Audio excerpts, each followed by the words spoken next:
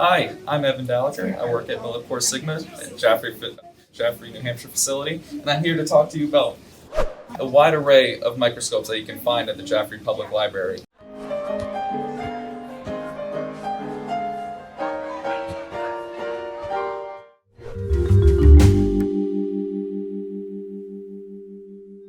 First off, I would like to go over some safety precautions when handling these kinds of microscopes.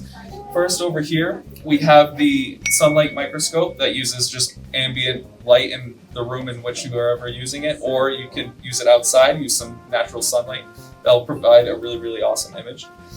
Next, we have the light compound microscope. This one actually utilizes artificial light to light up a sample, provides a really, really nice image. And lastly, we have the stereoscopic or dissecting microscope looking at things in 3D, provides a really, really beautiful image. So safety. When handling microscopes, you always want to, when you're carrying them, you always want to grab it by the arm here and the base at the bottom. Use both hands as to help you not drop it, which could significantly damage the microscope. Also, another important safety precaution. Since you're working with slides that are made of glass, you always want to be very careful when handling glass. Even when it's not broken, it can still cut you, so be very careful when handling glass. Lastly, when you're looking down in the microscopes themselves, you can see that some of them are monocular, meaning just one eyepiece, and the one over here is binocular, which means two eyepieces.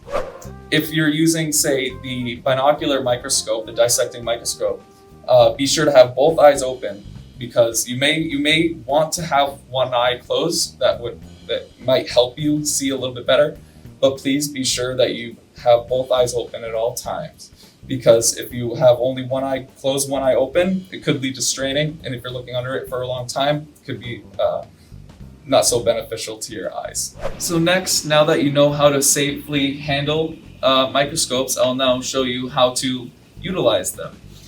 First, it is important to note that each microscope, minus the stereoscopic microscope, has different sized lenses. And these are objective lenses. Each of them has a different magnification. And as you go up in size, the object, the sample, is actually increasing in size as well.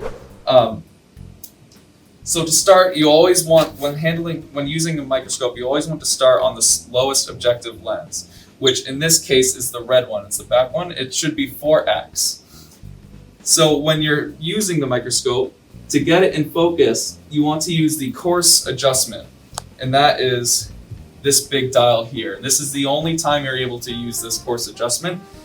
More often than not, you'll need to raise the stage up towards the lens itself to give yourself a better image.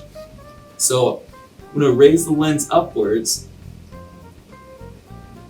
and as I'm raising it, it comes into greater and greater focus.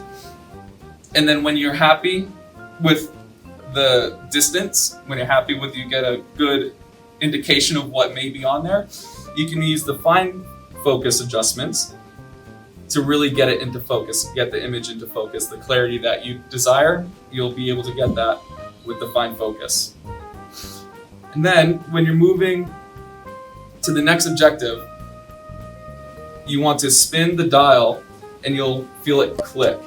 If it's not clicked, it will be off-centered and you won't be able to see the exact same image that you saw before. It'll be a little off. So you want to spin it until it clicks. And now that we have increased from the lowest objective setting, we do not want to touch the coarse the coarse adjustments. And same as before, you just want to use the fine focus and just get that image exactly how you want it with the fine focus. And then you're ready to go to the last objective setting, which is the blue and the largest. Again, spin it until it clicks. And then from here, you're able to get the best image possible with the fine focus. Now, you may have some difficulty getting that into focus, perfect focus. You may be going up and down, may lose yourself in that. So you can always travel back to the lowest objective setting, reset, and then go back and see if you can get a clear image.